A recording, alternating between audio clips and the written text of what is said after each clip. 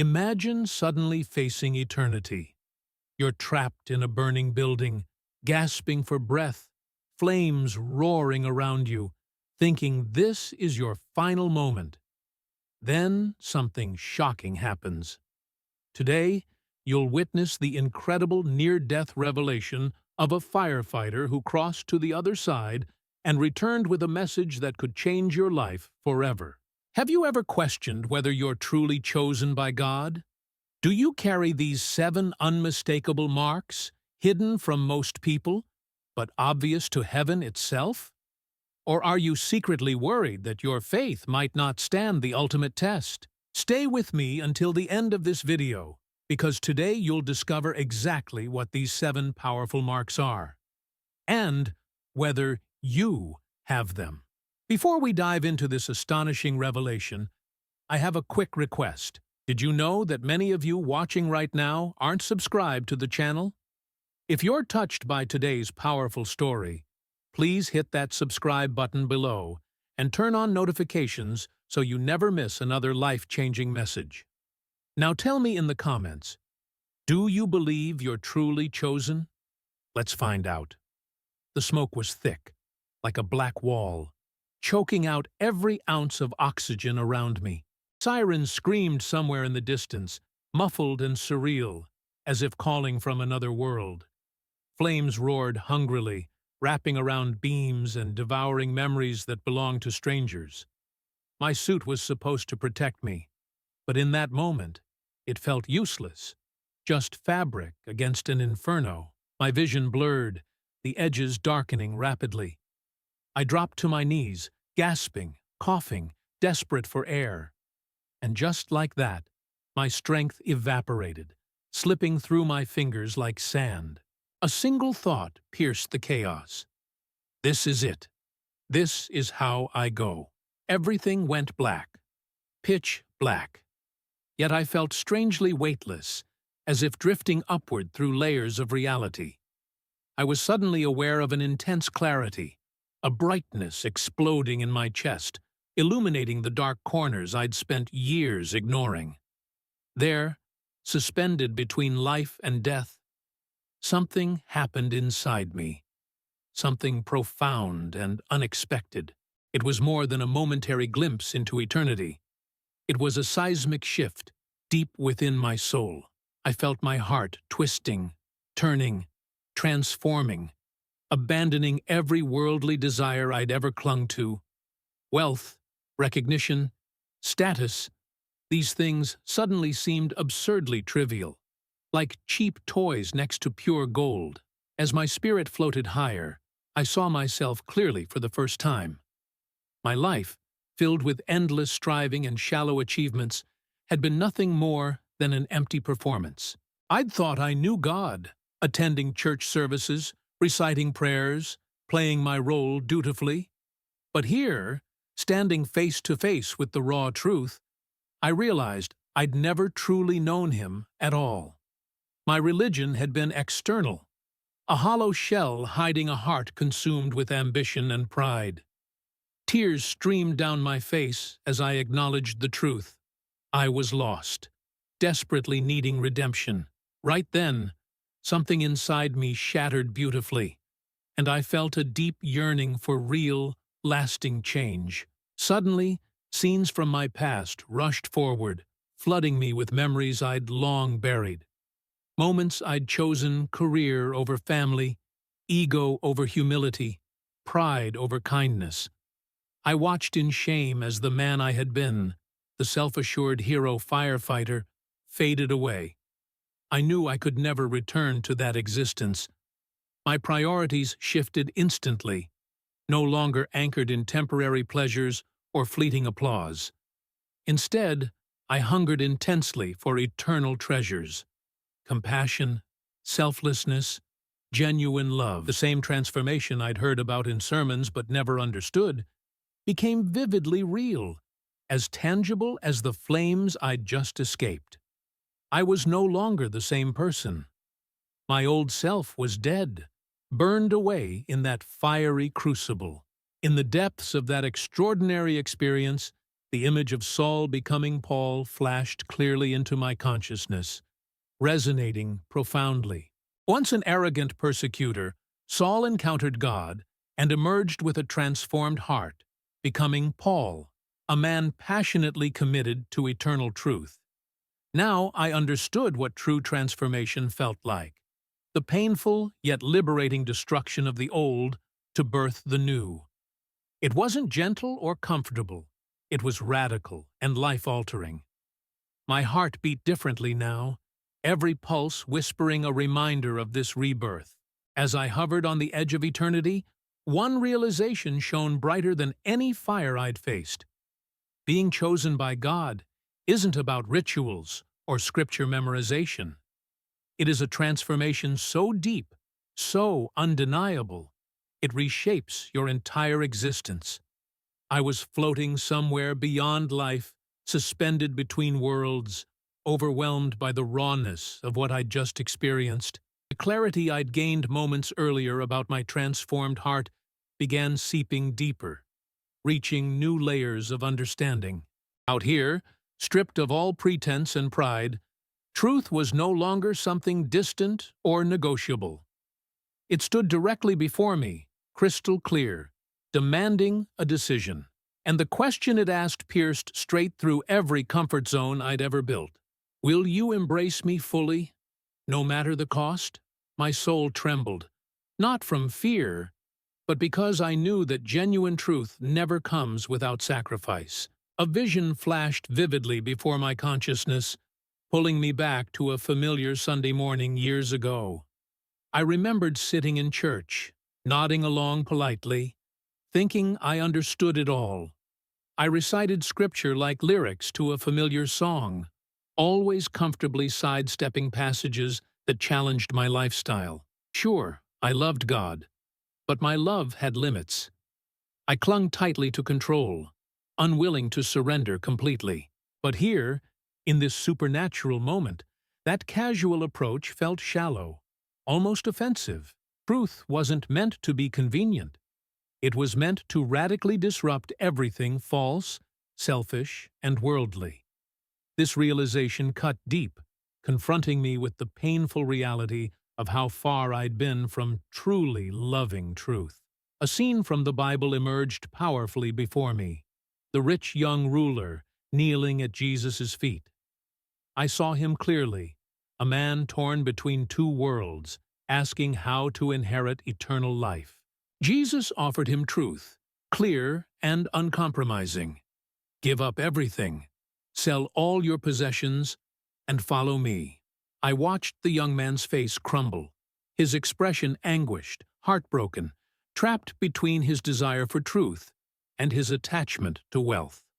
And then, in the vision, he slowly stood up and walked away. My heart ached watching this moment unfold, realizing how closely my own journey mirrored his. I'd lived my entire life keeping truth at arm's length, never fully surrendering. Suddenly, I felt an overwhelming pull, a deep longing I'd never experienced before. I realized I was being offered the same choice, complete surrender or comfortable compromise. It was easy to profess truth when nothing was at stake, but here, at the threshold of eternity, I finally understood that true love for truth demanded total transformation. My heart burned fiercely, no longer resisting, no longer seeking loopholes. I wanted nothing more than to fully embrace what I knew was real and unchangeable. Comfort, ambitions, even my very identity. I laid them all down willingly. For the first time ever, truth wasn't something I debated. It was something I passionately embraced, ready to sacrifice everything for. At that exact moment, I saw clearly how rare true lovers of truth really are. Most people, including my past self, cling desperately to half-truths, carefully editing reality to match their preferences. But the genuinely chosen do not compromise or negotiate. They choose truth over personal gain, popularity, wealth, or comfort, no matter how painful. In this place between life and death, My soul experienced profound peace because I finally understood and accepted this demanding yet beautiful reality. No more lukewarm commitment, no more selective obedience. From now on, truth would define every choice I made. I'd seen firsthand the tragic consequence of turning away, and I vowed never to follow that path again.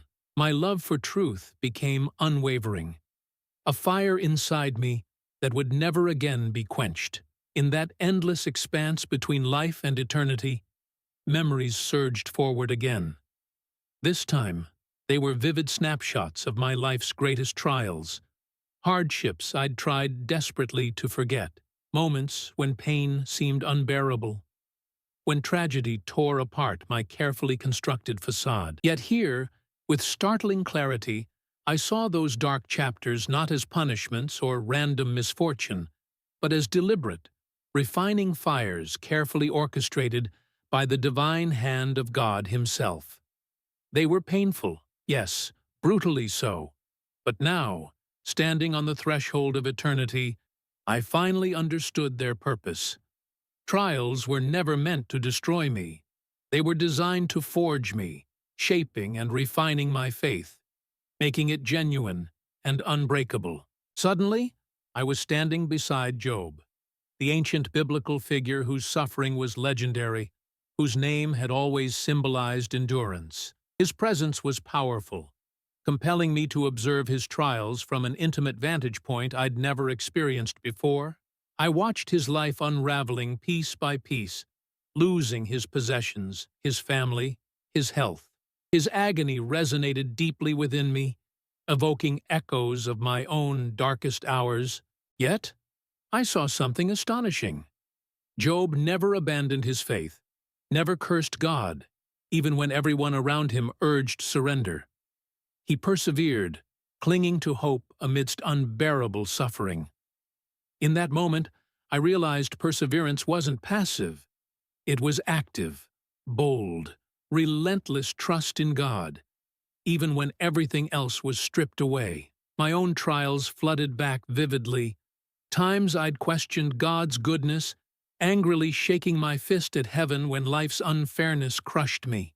I remembered clearly a day my friend, a fellow firefighter, died tragically beside me.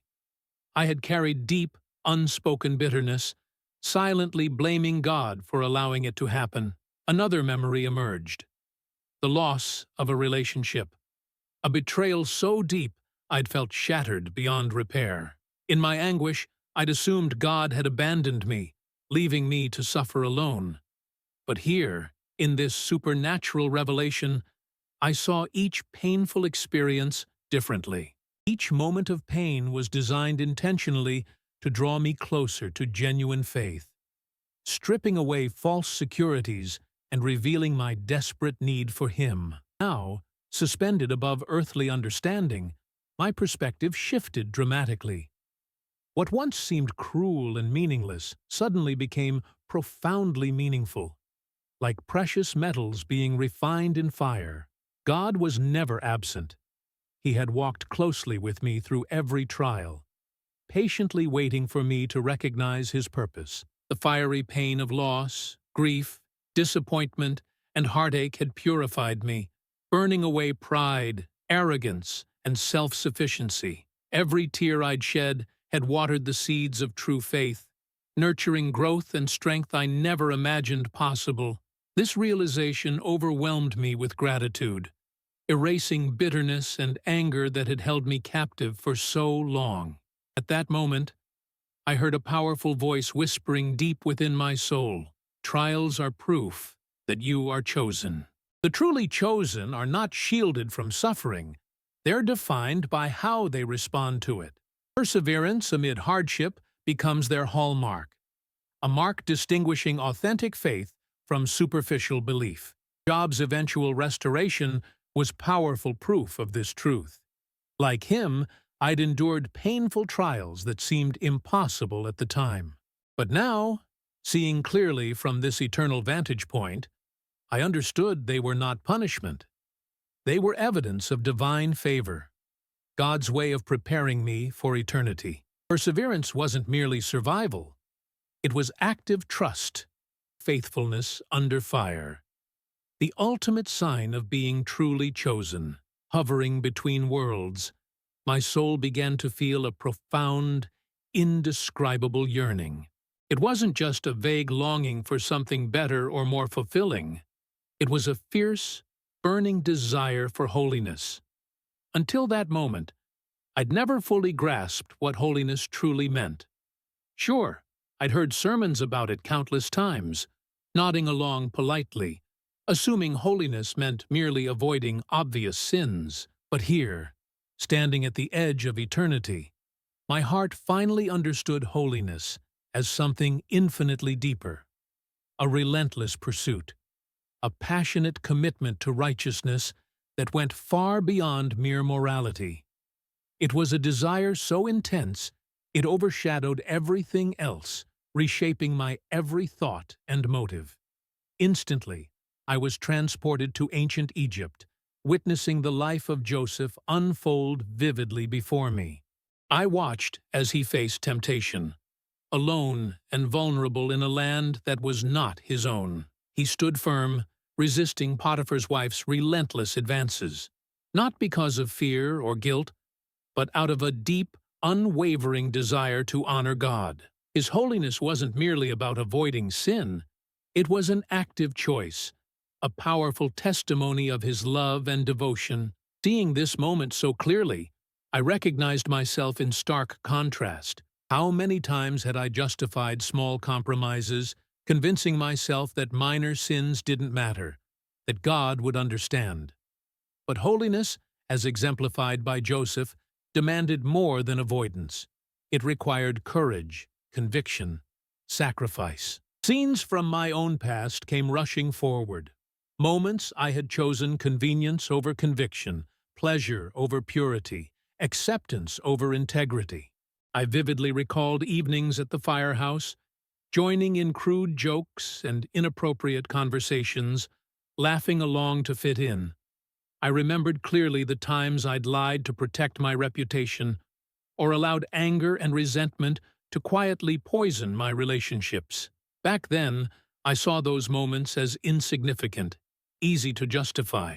But now, standing exposed before eternity, I saw the true cost of those compromises, how each had slowly eroded my spiritual integrity. My heart ached with deep remorse, a powerful longing flooding me. I wanted desperately to be holy, not merely good enough. As my spirit hovered in the divine presence, I realized holiness wasn't about fear-driven obedience, trying desperately to avoid punishment. Instead, holiness was born from a heart overflowing with genuine love for God. I saw clearly now, true holiness isn't burdensome or restrictive. It's liberating, an expression of pure devotion. This realization overwhelmed me, and I felt joy erupting deep within my soul. No longer was holiness something intimidating, reserved for saints or spiritual heroes. It was accessible, a profound intimacy available to anyone willing to fully surrender.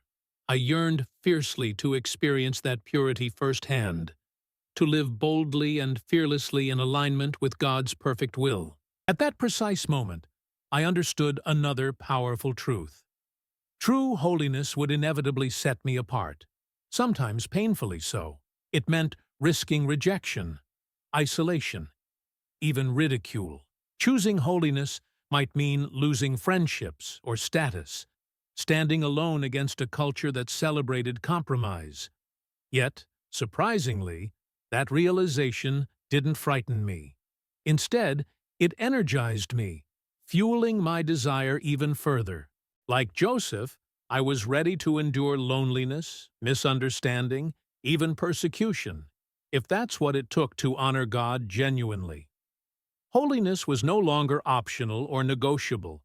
It had become my ultimate desire, defining my identity and purpose. This newfound passion transformed me, anchoring my soul firmly in the truth that holiness wasn't merely desirable. It was absolutely essential for anyone truly chosen by God. As I floated gently between worlds, surrounded by infinite peace, my awareness shifted again, this time to a breathtaking clarity about prayer. Throughout my earthly life, prayer had often felt transactional, a hurried request when trouble arose, or a quick ritual before bed, more out of habit than genuine intimacy. But now, bathed in the presence of eternity itself, I realized how shallow my previous understanding had been. Prayer wasn't just words tossed into the sky, hoping they'd reach God's ears. It was an unbreakable lifeline, an intimate, ongoing conversation connecting my heart directly to His. True prayer wasn't about extracting favors. It was communion, powerful and life-giving, shaping me from within. A vision suddenly appeared, vivid and emotional. I saw myself kneeling alone, overwhelmed by desperation during one of the darkest nights of my life. It was after losing a friend on duty, a moment I'd previously recalled only as filled with unanswered questions and emptiness. But now, viewing it from eternity's vantage, I saw clearly that God had not ignored my cries. Rather, I'd failed to recognize His presence. In my distress, my prayers had been rushed, driven by fear, anger, and confusion, not faith. True prayer, the powerful kind, involved more than pleading. It required trust, surrender, and persistent intimacy. My past approach had been superficial, barely scratching the surface of what prayer truly offered. Instantly, I was shown an example of authentic, powerful prayer. Christ Himself, alone in the Garden of Gethsemane. My heart trembled as I watched Him, pouring out anguish, fear, and surrender in raw honesty. His prayers weren't polished speeches.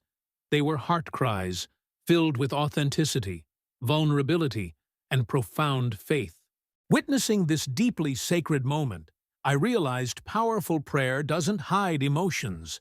It embraces them fully, offering every fear, doubt, joy, and pain directly to God. True intimacy with God came from authentic transparency, abandoning pretense and religious routine. My soul yearned fiercely for such genuine connection, desperately wanting prayer to become my lifeline, not just my last resort.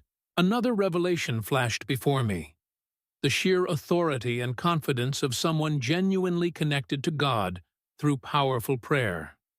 I recalled stories of believers whose prayers had literally shaken the earth, moved mountains, healed the sick, and transformed impossible circumstances. Yet, during my earthly life, I'd often dismissed such stories as exaggerations or religious folklore. Now, however, suspended in this sacred realm, I understood clearly that those accounts were real. Not because of human strength or spiritual superiority, but because of genuine intimacy with God. Powerful prayer wasn't magical. It was relational, an alignment of human hearts to God's limitless strength. My heart flooded with a powerful desire to experience that same closeness and authority. Then, softly and unmistakably, a voice whispered deep within my soul, "This powerful prayer life is yours, if you choose it."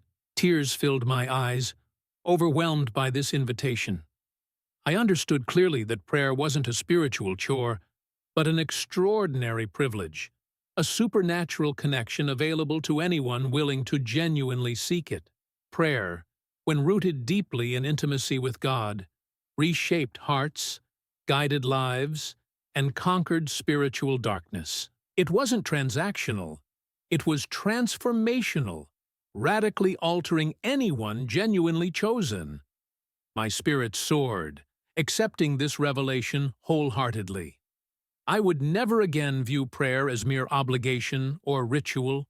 From this moment onward, it would be the heartbeat of my existence, my constant lifeline, powerful, authentic, and utterly essential. As my soul hovered in the luminous space between life and eternity, another revelation unfolded before my eyes, this time vivid, and incredibly tangible. I saw clearly the unmistakable signs that set apart those truly chosen by God, the fruit of the Spirit: love, joy, peace, patience, kindness, goodness, faithfulness, gentleness, and self-control.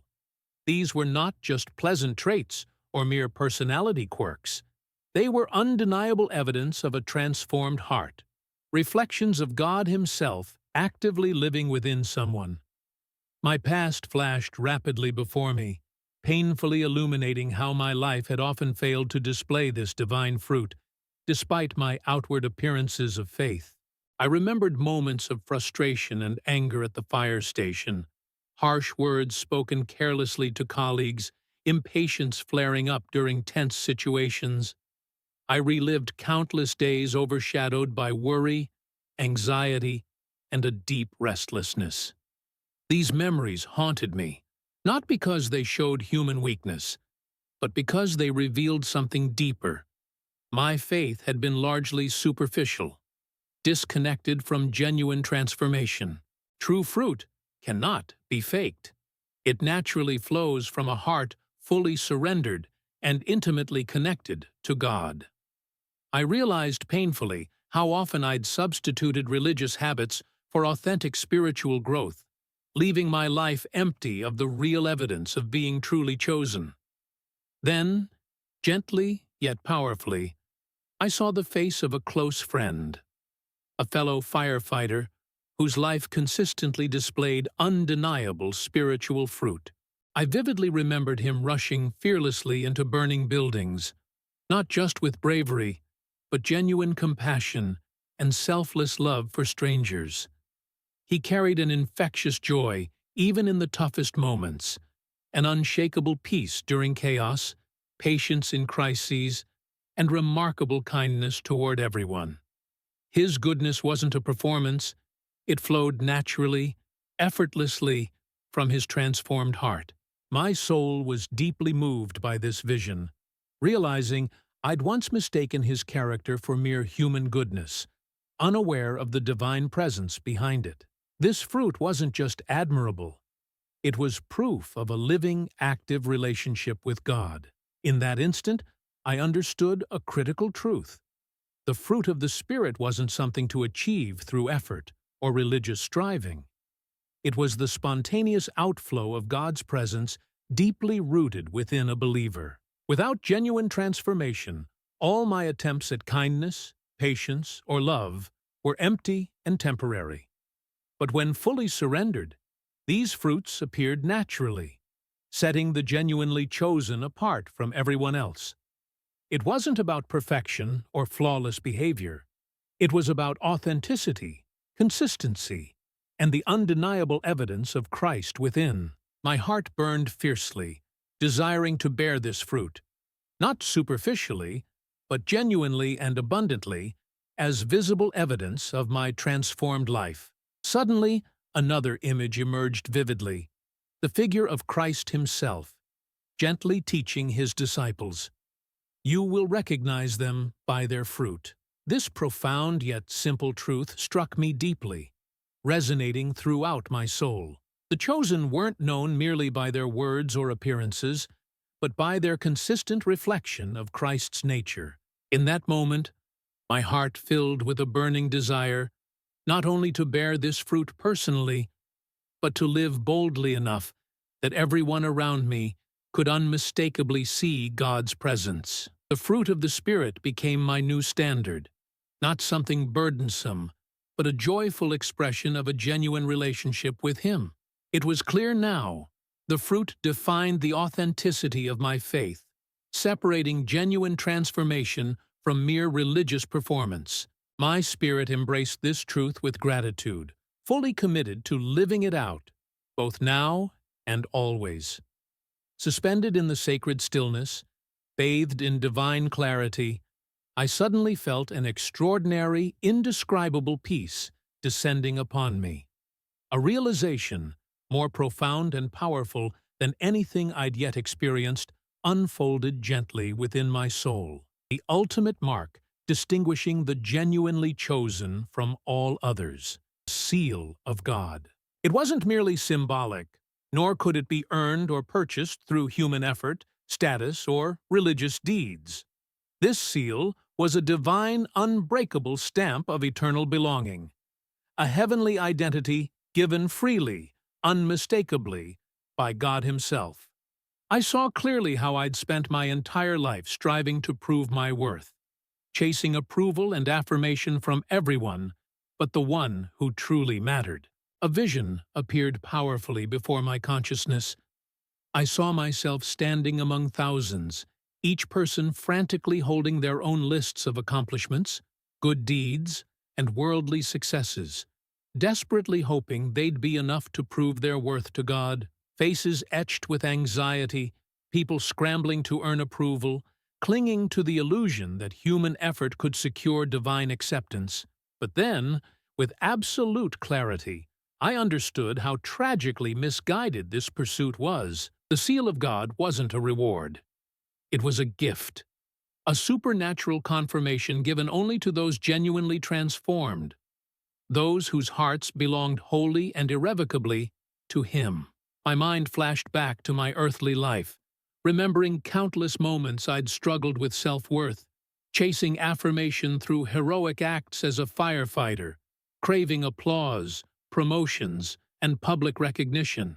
My identity had been built around temporary achievements and external validation, leaving me constantly restless, insecure, and anxious. But here, suspended on the edge of eternity, I realized how fragile that identity truly was, how easily it crumbled under pressure, disappointment, or failure.